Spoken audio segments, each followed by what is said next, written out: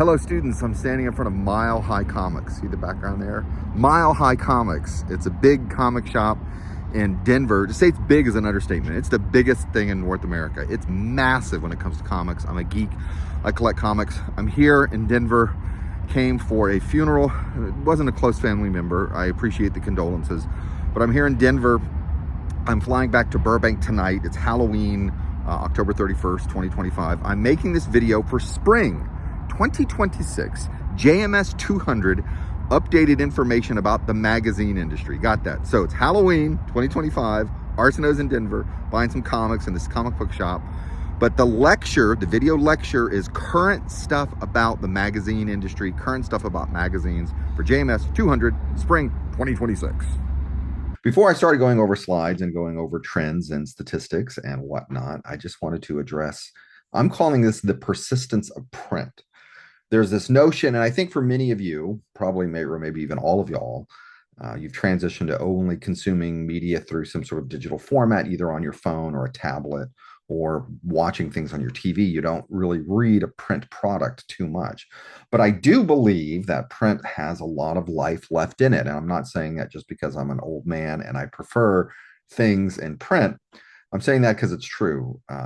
There is a belief in the industry, there is a belief that ads work better in print. So if someone sees an ad in print versus seeing something on social media or something online, they're more likely to take action because of it. So that's a good reason that print is going to stick around for much longer than I think people think it will. People are also willing to pay for a physical product more than for something online. And advertisers will pay higher CPM. That's a term, we'll learn that later in the semester, but it has to do with the way ads are bought and sold. Something in print can command a higher rate. So if you want to reach 1,000 people in print, you're going to pay more than reaching 1,000 people online. So print has a higher CPM. There's this nostalgic connection many people have with the printed product, and there is this belief that printed ads work better. So I do believe print is going to be around for longer than you think it might be. Now here we go to, this is kind of a callback. I talked about the persistence of print. This magazine, Savior, however you say that, I don't know, actually went online only and stopped publishing in print. They came back and they've successfully come back to print. They only publish twice a year, but it is considered a magazine. Very high quality, expensive paper, kind of a fancy food magazine. And I was talking earlier about if you can find the right audience, maybe a well-income audience, a very educated audience, that's going to be very attractive. So the success of this shows that print still has life left in it. We are seeing the shift to reader-funded models.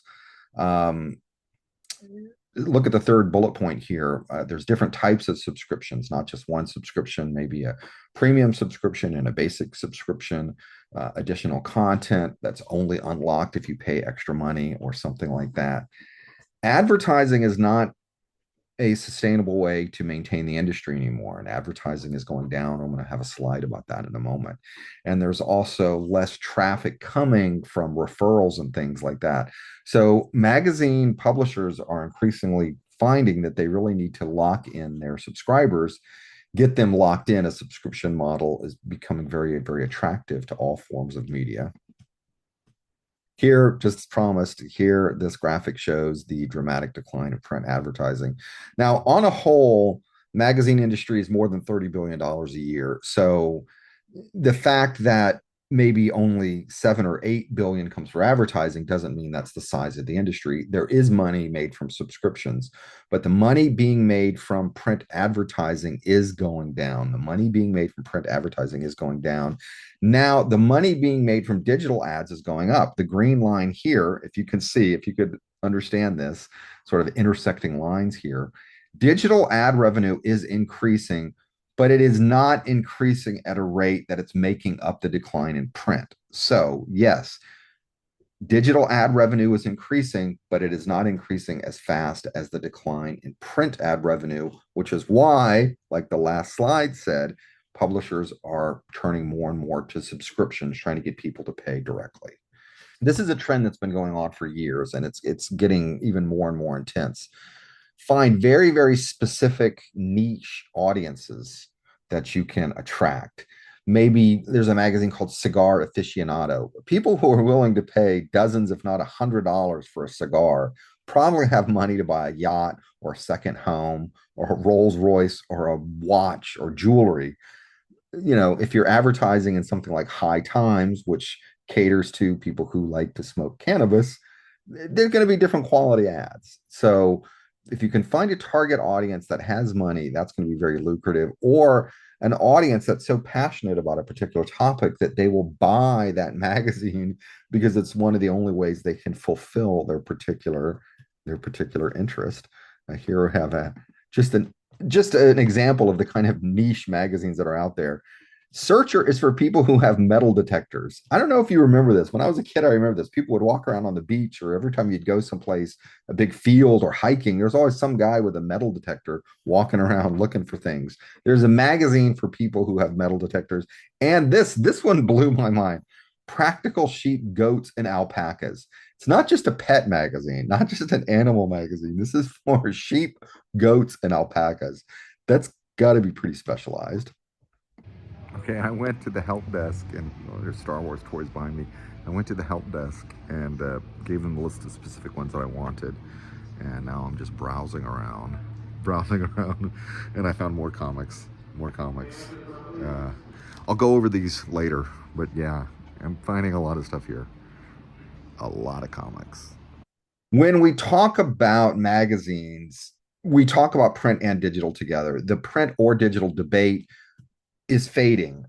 The industry has embraced both forms of distribution entirely, and they track both forms of distribution. I'm going to show you a chart here in a minute. Let me show you this.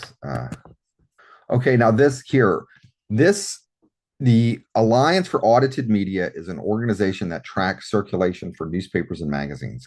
The Alliance for Audited Media tracks circulation for newspapers and magazines. This is some data, the most recent data that I could pull down from them for the third quarter of 2025. And here you have, now you have to add some extra zeros here. That's 40 million. Mobile web is 8 million something. They're talking about print copies in circulation, or the number of views, I think, of videos or mobile web traffic. So they do factor in print, digital. They also factor mobile web and things like that. And put all the forms of distribution together, People magazine has the largest audience. Okay. AARP, which is a magazine for older people, retired people, American Association of Retired People, something like that. And then we have All Recipes and Sports Illustrated. AARP has been the number one circulation. If you're only looking at print, if you are only looking at print, AARP would be the number one magazine. If you look at all forms of distribution, as you should, if you look at all forms of distribution, People is actually the number one magazine in the United States. A lot of that traffic is coming from online and mobile web. They do really, really big in the stuff that they make specifically to be consumed on mobile devices. So, number one magazine in the United States. The answer to that depends on what you're talking about. If you're only talking about print, it's AARP. If you're talking about all forms of distribution, the answer would be People magazine. These are from some old industry reports. I think it may be at least a year, if not 2 years old, industry reports put out by the Magazine Publishers of America. I think that's the name of their trade organization. It has the term Magazine Media of America. It has the term magazine in it. Any form of media has a trade organization, and that trade organization tells you that their form of media is the greatest form of media that there is, because the media industries are in competition with one another to try and get advertising dollar, which I've already talked about, advertising dollar. And I'm not saying that these media industries are lying. I'm not saying that the media industries are lying. I'm saying they are presenting the facts in such a way that presents them in the best possible light. Okay. Not lying, but they're presenting themselves in the best possible light. And one of the things which is true about magazines is that over time, the size of an audience for a publication will increase. Magazine readers are more receptive to ads. They've actually charted this and said that people who find ads more trustworthy or inspirational or whatever qualities they want to get, they're saying that magazine ads are better than print. And here we have, this is what I was talking about. This is kind of like, this is from a few years ago, but this is what I was talking about. This shows that a magazine ad is more effective than a website only ad, but together they're particularly effective. That's what the magazine industry, that's what the magazine industry is trying to tell advertisers, is that if you advertise with us in print and online, you're going to have the most effective ad possible. They have a big mannequin of my least favorite Star Wars character by far. Now, all right, here I just have a couple of slides of different famous magazines, which I think maybe you should know about. Magazines, if I haven't already stated this, I'll state it now. Magazines have become brands. Even if people don't actually read the magazine, they might know the brand and might associate the brand with something. So I think they're very, very lucrative and have a lot of longevity in it. National Geographic has been around for well over 100 years, was published in 40 different languages at one point. This is one of the most famous. National Geographic has a number of famous covers. This is one of the more famous. That's a young Afghani girl from 1985. The eyes are very haunting. This is a very famous cover, very famous cover. And if you go into old bookstores or old thrift stores or something like that, they're almost always going to have a big giant pile of National Geographic magazines. Now, Time magazine keeps doing this thing. They've been doing it for years where they name the person of the year. It's not necessarily someone who's noble or esteemable or moral or that you want to emulate, but someone who's had an influence on the world. For 2025, Time magazine said it was the architects of AI, because this does seem to be the time where AI is really, really becoming part of everyday life and every industry.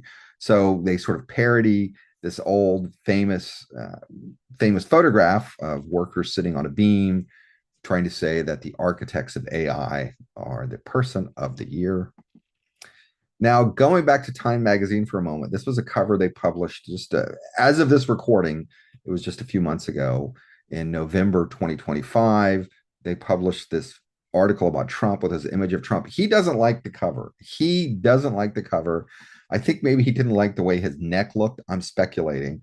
Time magazine actually issues an alternate cover. This one looks much more manly, to use that term. He looks like someone who's in control. So I know I'm going out on a limb here, but this notion that the media is so liberal, I don't buy it. I don't buy it 100%. Here you have a major magazine bending to the whim of the king, excuse me, the president, and changing an image just because he demands it. That does not at all suggest to me that the media is out to get him. Now, Sports Illustrated, also a big brand. Even though you can get your sports information from any kind of outlet on your phone, Sports Illustrated continues to be a popular publication.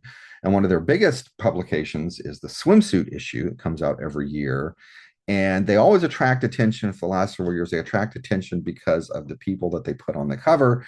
They try and position themselves as being very progressive and empowering women. We have a trans woman, we have a woman of color, we have an older woman, we have a disabled woman, a plus size woman, whatever it is. They keep saying that, look who we put on the cover. I just want to issue the thought that perhaps it would be even more empowering of women if you stopped objectifying them in swimsuits. Why do we have to think about women only as sexual objects? Which is what the swimsuit issue is all about, but it's still a big deal. And here, if you want to buy this one, you can go to eBay. It's $55. Rolling Stone started as a publication devoted to counterculture, specifically music, in the late 60s. Now it has grown to encompass politics and pop culture of all sorts, But Rolling Stone continues to be a big publication and occasionally generate headlines. They had a cover several years ago. This was one of the Boston Marathon bombers, one of these guys who put, I think it was like a pressure cooker filled with nails that blew up. They were criticized for this cover because it kind of makes him look dreamy and attractive, and it romanticizes him. I mean, I'll say it. I'll say it. This is what the cover is doing. Is that wrong? Is it wrong to humanize a person who's committed murder? Some people would have issue with that. I don't feel one way or the other, but it is an interesting choice of way to depict someone who's a murderer. Now we have TV Guide. This cracks me up. One of the biggest magazines is actually devoted to another form of media. I already mentioned that media industries are in competition with one another. So it's funny to me that one of the top print magazines is telling people to watch TV. Years ago, like maybe when I was a kid, it was possible to list everything that was on the major networks. There's way too many things on way too many channels that TV Guide doesn't list absolutely everything that's on TV anymore. And here I noticed this, they've got all the different streaming platforms listed with like a tab or something like that. So TV Guide remains one of the big magazines, even though it's devoted to a different form of media.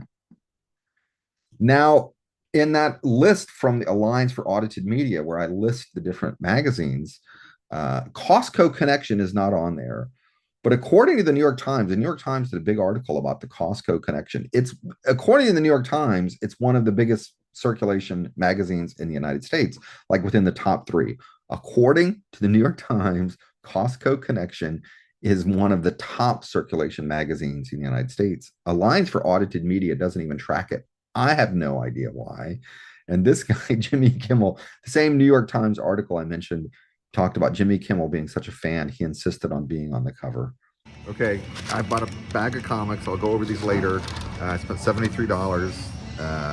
If my wife should watch this, I only spent $73. I'm not lying. It was only $73. And I'm going to show you my grail. This is like the grail is like the comic that, you know, each person has their grail of what they want. I'll show you mine here, okay? And honey, I didn't buy it. I didn't buy it. Even with the discount, I'm still not going to buy it. Merely $12,000 for that one. Okay, from this point forward, I'm just going to go over a bunch of magazine covers. Many of them are from 2024, actually.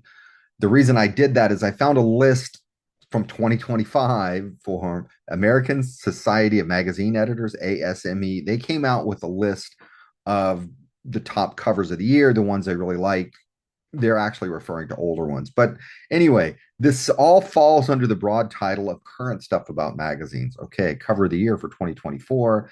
We have this really nice, I guess that's a painting or something, a really nice image. It looks like the circus, kind of a dark circus coming to town, celebrating or commemorating Trump's second victory. And then what else do we have here? Mother Jones. Now, this is an avowed liberal magazine. They also are taking a political commentary here, talking about American oligarchy, bringing back royalty, people who believe they are above the law. Now, here's one from Time magazine. This is a very nice image, has to do with Biden dropping out of the race. Very stark image, panic. It conveys a lot. You know, with images, you can convey a great many things without having to say many words. I think this cover really does that. Now we have one, the health or the respective health of the two candidates was in the news a lot. Now here we have another one, the Trumpification of American policy. I think this is a very stark, simple image, and it conveys a lot. Now, I don't know why the people of ASME picked this Entertainment Weekly cover featuring people from Dune and Timothy Chalamet. I have no idea why they picked this cover. I don't see anything special about it. This one is just weird because the fashion style going on here is so weird. Timothy Chalamet, I don't have an opinion one way or the other at it. I don't read Vogue, but I guess this got a lot of attention. Now, this one right here, Kristen Stewart, cover of Rolling Stone. We talked about Rolling Stone earlier in the video. Rolling Stone still managing to attract attention with their choice of cover models. And this one got so much attention that Stephen Colbert actually addressed this on his show. CBS asked him not to show the Rolling Stone cover, and he went ahead and showed it anyway. Now, I don't know why Entertainment Weekly is on the list. ASME people picked this Entertainment Weekly cover. Alan Cummings, this was the Pride issue of Entertainment Weekly. He's host of that show, Traders. Good show. Professor Arsenault highly recommends Traders. If you're not watching it, I think it's on Peacock. Watch Traders. And the clothes that he wears are so kind of outrageous. I guess that's what this is about. Now we have this fashion magazine. Again, I don't know why ASME put this pit on their list. I don't even know who Willow is. Is she a singer? Is she a star? I don't know. And then now this one is from Glamour, the UK version of Glamour, Women of the Year for 2025. Those are all trans women. And I know that Glamour got a lot of attention for that choice. So magazine covers, even if you don't actually read the magazine, can still have an impact and can still make an image. And that's it for the substantive part of the lecture. Yes, comics can be extremely expensive, largely dependent on the quality. It's very difficult to find any comic book from the 40s or 50s, any comic book, the golden age, any comic book from the 1940s or 50s, and almost any quality is going to be very, very expensive. The stuff I buy, I try to buy stuff in the $5, $10 range, less than $10 preferably. You'll see all the weird stuff that I got. I got all this weird stuff for 73 bucks, you'll see. But yeah, that's why Daredevil #1, it's super collectible. A lot of people collect Daredevil. I'm trying to get every issue of the original run of Daredevil. Daredevil #1 is going to be the most expensive.